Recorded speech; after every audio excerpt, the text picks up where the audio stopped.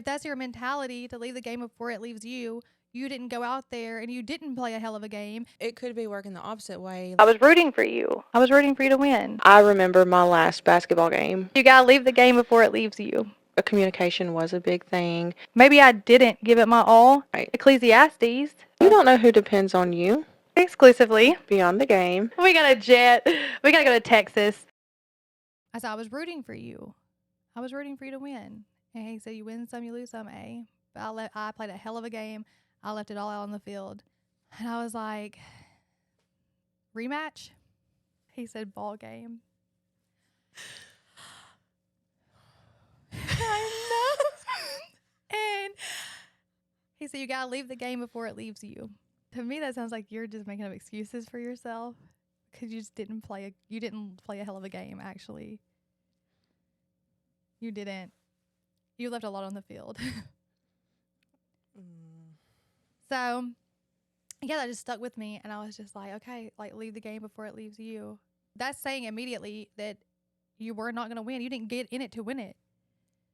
If that's your mentality to leave the game before it leaves you, you didn't go out there and you didn't play a hell of a game. You didn't leave it all on the field. You went into the game already knowing you were going to lose. Because you did not have you weren't in the right mindset to even play. You were just out there just to be out there. So that's why you left the game before it left you, because you literally didn't even have faith that you were going to win. Yeah. Because you weren't even trying to win. Or even, it could be working the opposite way. Like, you're bound and determined to have the best game of your life, or be the best version of you in a relationship, but there's outsiders who's not going to allow that to happen. That was like personal experience for me. Like, yeah, I know. So rejection is redirection. I like that. Rejection is redirection. Mm-hmm. That's all it is. So somebody told you, like, leave the game before it leaves you. Multiple situations in life, whether it be sports, relationships, past or current lifestyles you might be living, and then come to kind of a realization, okay, hey, maybe I need to mentally prepare myself for when this isn't going on anymore. What's my next step? That's almost like preparing yourself for the what ifs in life. Instead of fighting for what you think you deserve or want or need in life, you rather just walk away. So is that not like a give up mentality to have? Or maybe you can't score within, you got 6 seconds left on the clock. Well, I can't. So that mentality to me is like, so it's like, oh yeah, I've only got 6 seconds. It's over with. It's over with. There's no way we're going to be able to. 6 seconds. Anything can happen in 6 seconds. Let me give it my all. You already know that you just messed up so bad in the game that you're protecting yourself from getting hurt. You could be basing it off how you've performed the rest of the game. But it's like, I'm not trying to reminisce on high school, but as a former athlete long ago, I remember my last basketball game like it was yesterday. I knew we were losing. We had already lost in the beginning of the season. A couple of our key players got hurt, so they were out for the season. And so I didn't have much hope for us anyways as a team. But we were in, who were we playing? Were we playing Deschler? Or it was it was a team from around this area. We played Deschler a lot. And we just weren't doing good. We weren't our best. And I knew, I was like, this is really, and I had mentally clocked out. So you left the game. You left the game before you let it leave you. I did. And I fouled out. Did you? I was just so mad the whole game. I was just like, forget this. And I just started, meet me. At this point, if the coach isn't going to take me out, I'm going to take myself out. Bench now. Were you point guard? No. What position were you? I was a little bit everywhere but point guard, actually. That's okay. On defense, they would use me for my strength. On my offense, I'd be... You'd be buckets. Swish. But yeah. Stephen Curry. That was a long time ago, but... No, but you remember it like it was yesterday, so it's the lasting effect on you. When you think about it now, at 30... I wish I would have put so much more. I had the worst attitude. Why? Were you letting things happening off the court affect you on it? No. That had nothing to do with it? Or was it... I wasn't very teachable to an extent. I don't know. I didn't take criticism as well as I probably should have. Okay. Oh. But that started whenever I was little. Like, my dad was so hard on me. Yeah. Which I'm thankful for it now, but I guess I just took that with me throughout high school. Trying to be stubborn, rebellious, not wanting to listen, and that's just not even just sports. Yeah, I mean, it goes beyond the game. Yeah. But you that's where you laid it. That's all so you. I guess you that remember would that be more. off the court. Yeah. Yeah, it's off the court because you're like those things affect you in your game because you're trying to be like you're stubborn, hard headed, and I feel like people that say leave the game before it leaves you are stubborn people, hard headed people because they rather have control. They're more dominant, more controlling in the sense of wanting to control their lives and their outcome of their life. So then, if they do get hurt or something does happen. It's a defense mechanism. It really is. And I guess, I mean, I'm a dominant, controlling person within my life too. So I can definitely say I've been with that person that said, leave the game before it leaves you within myself. But I'm never the one to leave the game first. And that's, so I'm just left there on the field like, yo, where'd my team go? It's like, yeah, you want to say you're dominant, but then it's like, how dominant am I? Yeah, if I can't keep my team on the field. Not very. So I think about that with life, like not doing things, like even outside of like sports, you can take, I mean, this is how sports, just what you learn, like being an athlete goes into so many different avenues of life forever. And it's like, I do that. If you're scared to do something because you're scared of rejection, which we get the most red buttons hit and we still get scared every time. But that's what I told you yesterday. I said, 1,000 no's is going to equivalent to a godly yes. And yeah. And you have to have those no's, and it does build up a sense of resilience also. Just keep your mind on, your head on straight, and go out there and give it your all in anything you do in life. And if you get a no, like, I mean, just think, we can use this for an example. Pellegrino sent y'all a video, and they said, well, we were going to send it to the head of our marketing team. That's been months ago. I should probably reach back out. But I was like, I got that. Nobody reached back out to me. So I kind of was like, okay, well, maybe it's just not going to happen. But I'm like, Kensley, you should do it. You should do something. You should push. Who cares? Email them until they block you. Actually, you're not the only one in this world who's trying to get a brand with Pellegrino. I see Connor struggling to get inside the door because she has me a whole case of Pellegrino water. She's like, I got you a happy. And I'm like, I'd rather have that meant more to me than a Pellegrino deal. It actually did. I mean, financially, no, but it meant so much to me. It made me very happy. And it made me think about when I reached out to their marketing team, when I seen her struggling to come in the door, and I was like, wow. If they only That's the weight of my heart right there. And we all get discouraged. Well, I wrote this person 1,000 times, or I've sent this email, or keep going, keep playing the game as long as you can play until the good Lord takes you out of there. Until they're, I gave you a chance after chance after chance. Then you gotta retire. Yeah. then you're gonna be Jerry Jones suiting up, and it's too late. The game's over. You can't come back on the field. Your time is over. They're just there looking crazy and lonely and sad. But anyways, that's another thing. We're not gonna be lonely. No, we're not that. I'm not Jerry Jones. But that's like, you can't. Okay, so you go out on the field to play and you get booed, and you're just letting those people, they're gonna boo you because they're trying to get into your head. They're trying to make you not have a good game. They're trying to throw you off. So you're allowing them to dictate your outcome, and not in the best way possible. And I heard a couple of guys talking about this.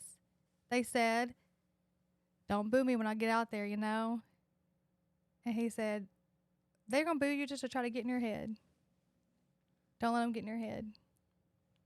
And what did he say after that? You're talking of, yeah. Yeah, no, yeah. He said he wouldn't expect anything less. I wouldn't expect anything less. And sometimes you shouldn't expect anything less from these people. Because they're going to boo you. No matter how good that you have done for them over. Sorry. I just got No a matter little, how much you've done for that person or group of people, but they you know how much you've done for them. That's not ever that's why you don't ever question that, because if you know you really gave it your all and there's proof you did. There's proof you went out there and you and now you're getting what you deserve in life because you played a hell of a game and you and busting your ass. and you finally get that recognition and that you deserved it. You worked so hard for it. There's gonna be so many people that are going to boo you, because it's not that they didn't know that what all you gave. It's because you left them behind. You're not benefiting them anymore. Exactly. And then that's when you end up having so much negative will come at you. But that's why you have to have that mindset and that focus to be like, hey, like, I know who I am.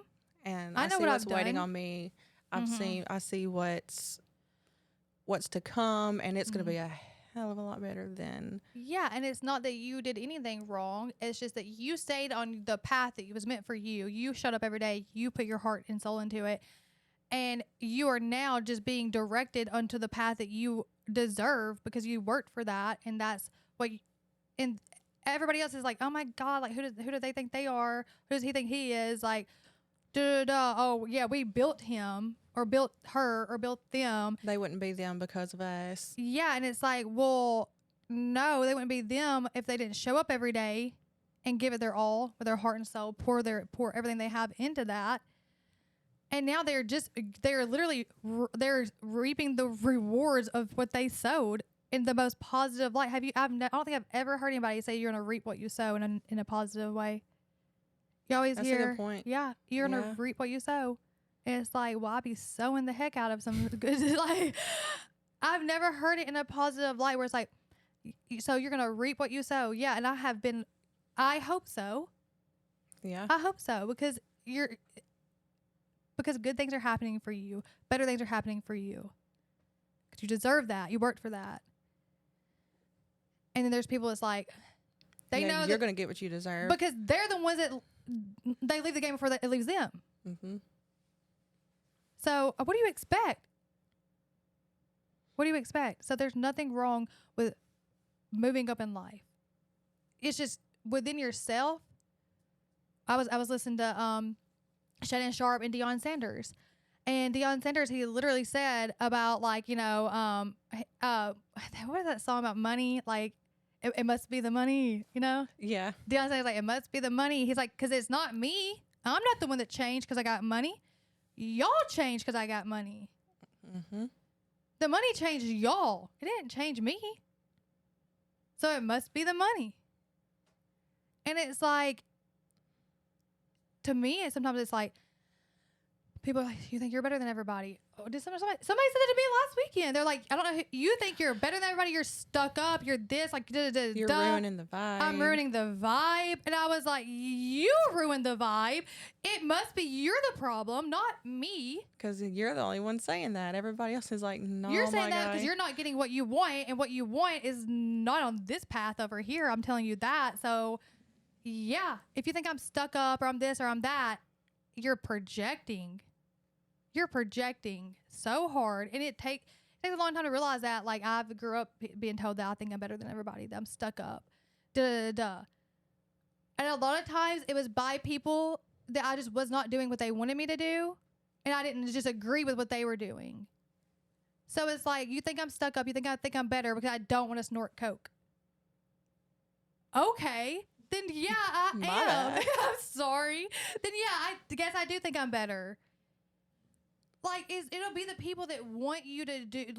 It's because they don't want you to be higher than them. They don't want you to be better than them, because then guess what? It's making them live in their own uncomfortability, because they don't have the room. They don't want to grow. They just want to be. They're content of where they are. And they want people around them. They want people around them that are going to make them comfortable in their misery. Mm-hmm. They're going to keep them. It's like they know it is hard to grow, but it's harder to stay stagnant. For me personally, you are always, you're thinking 10 steps ahead of yourself all the time. It can get very not mentally challenging. We both do this, and we wonder why people, like, why do they leave the game before the game leaves it? Because we are going to be the last ones out there standing.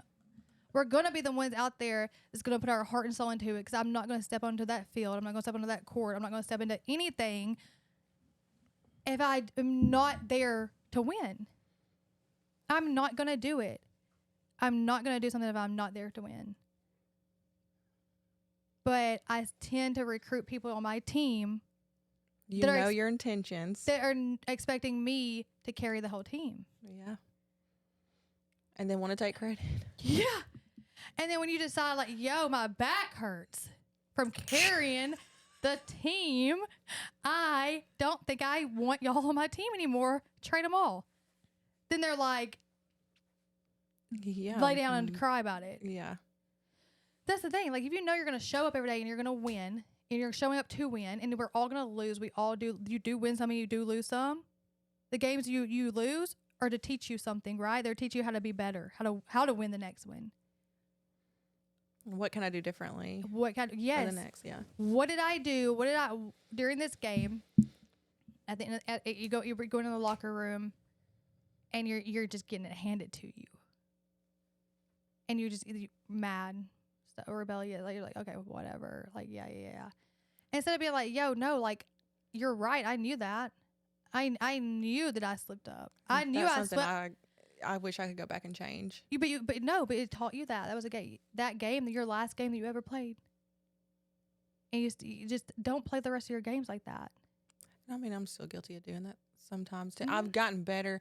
Oh, yeah, you have. Especially even the past year and a half, couple years, you know, with my marriage. Communication was a big thing.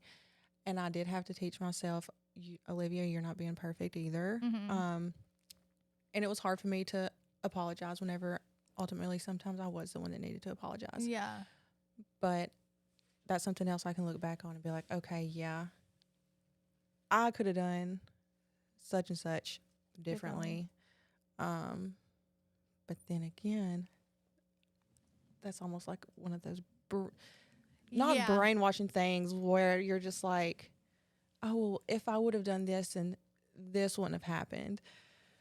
But you can, that's just like, you can't live in that, because I had within two, like we were just here just a second ago talking about me getting a phone call, and I'm like, I don't want to not answer it and then have that regret of like, I didn't answer it. But I'm like, literally, there's nothing more you could, if you know you went out there and you gave it your all, there's nothing more you can actually do, because at the end of the day, you're only responsible for yourself. You can only control your actions and what you do and how hard you show up and how hard you fight. And you're the only one other than God that knows what your intentions truly are.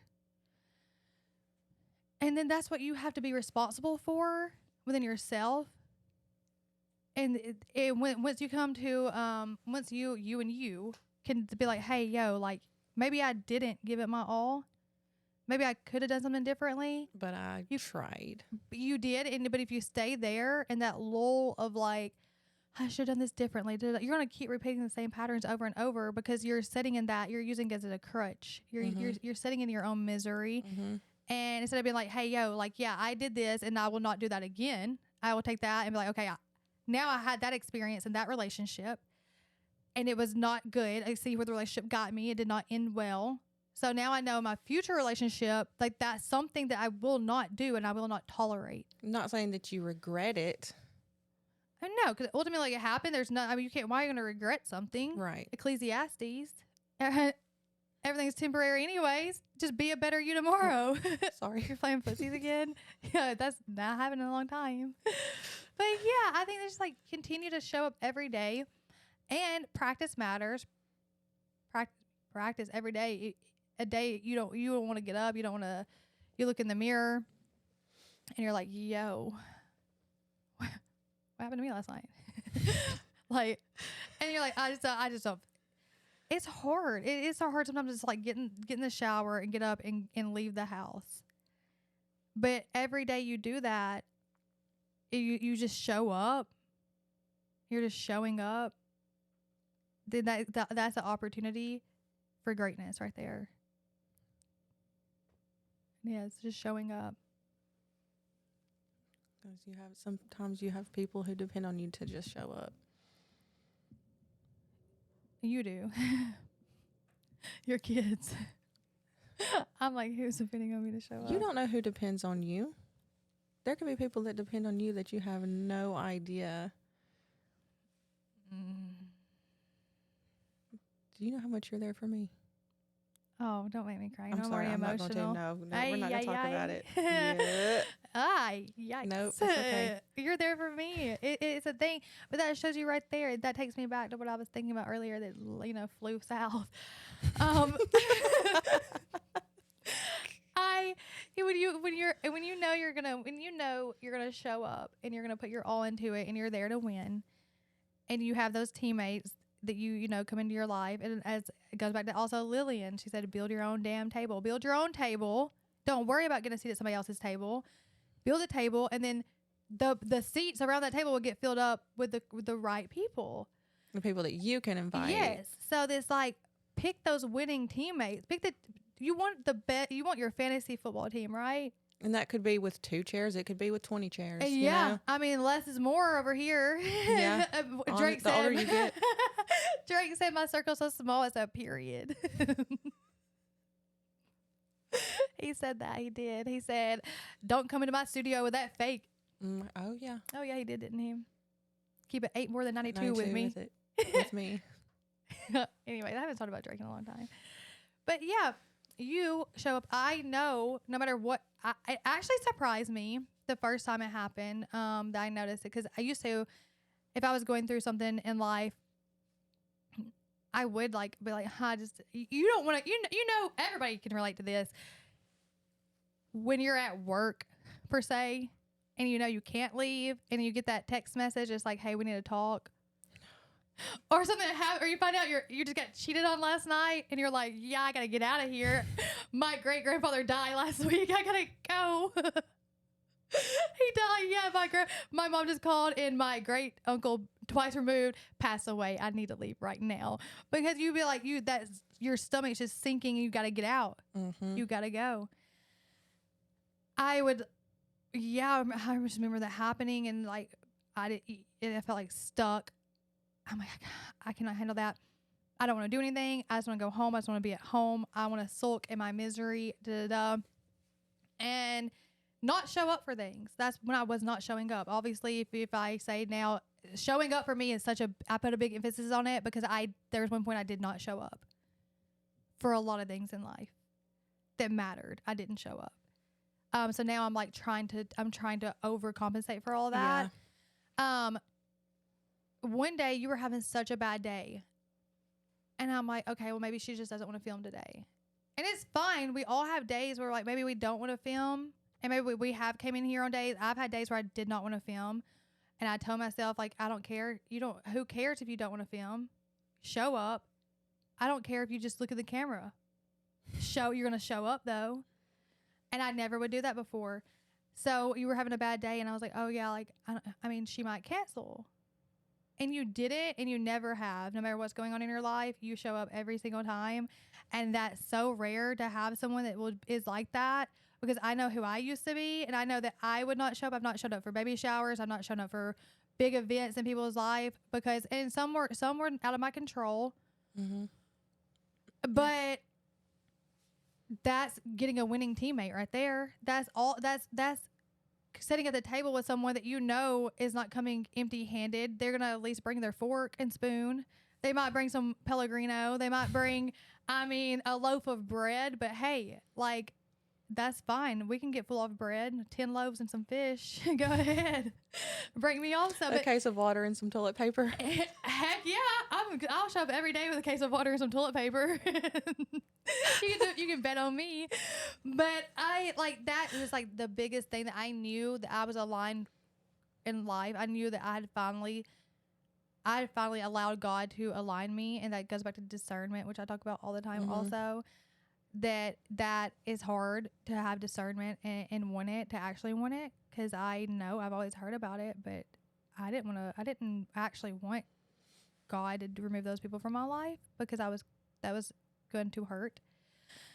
And there was a point, I guess, where I'd rather have had them than have God, and that was a miserable life to live. So I was like, you know what? it's gonna happen regardless. So yeah, to remove any and everybody, remove anything. Like Job. What did Job say? Job lost everything, and it's like, take everything, give it away. Ain't nothing in this house worth fighting over. But he'd be like, take everything but my family. Yeah. Oh gosh, we read that one night. We did read Job one night. Yes, we did at dinner with the kids. Talking about sparing his family, sparing the health of his family, and then his sons died, didn't they? Yeah. And then he got like the sores all over his body, and he never because Job was he was wealthy and had everything right. And then they said the devil was like, he will deny you, God, and God's like, no, he won't. Test him, do whatever you got to do to him, except kill him. Job was a tough man. He was. And it's like, just God finally aligned me where I needed to be and with the people I needed in my life. And yeah, and sometimes those people do stray, and that's what we talk about all the time.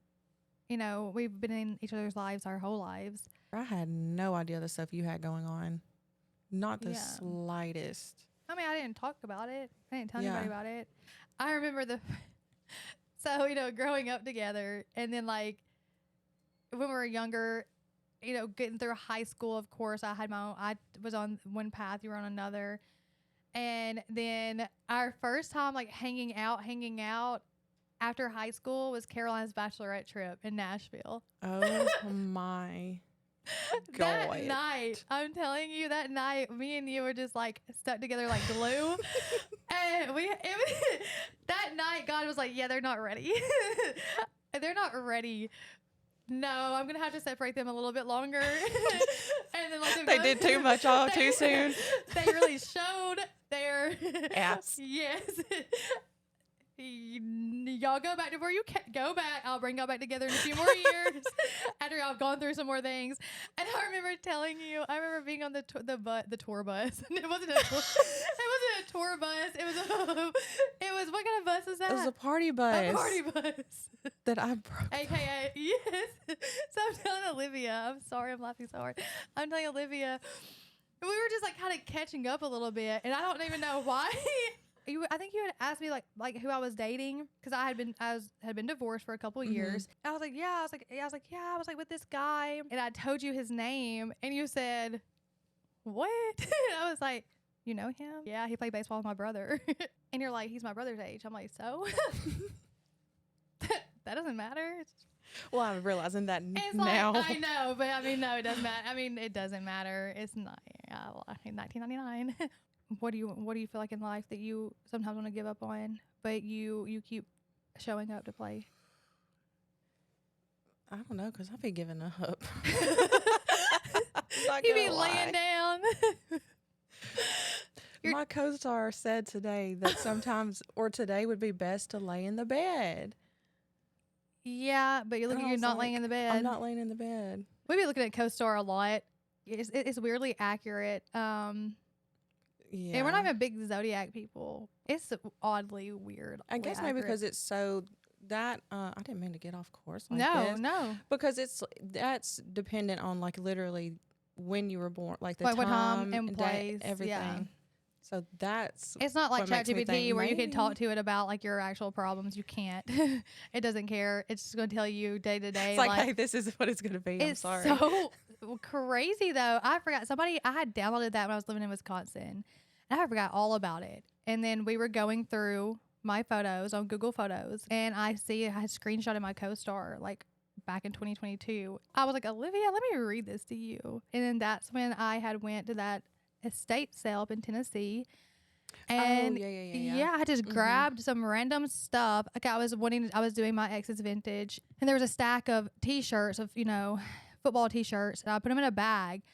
And they were in that bag for like 6 months, right? Were we packing up to move out of the apartment? Yeah.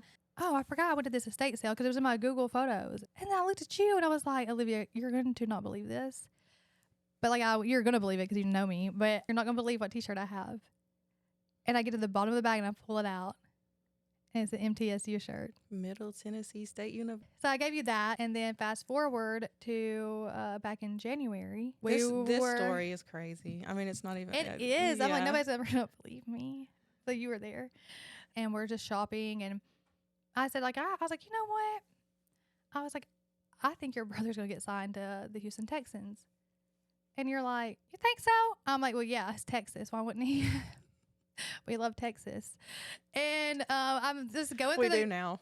I mean, I was a Houston Texans fan. That's true. I'm not going to take that from you. Thank you. Thanks. Pixar didn't happen. No, somebody's going to say she was a Diggs fan.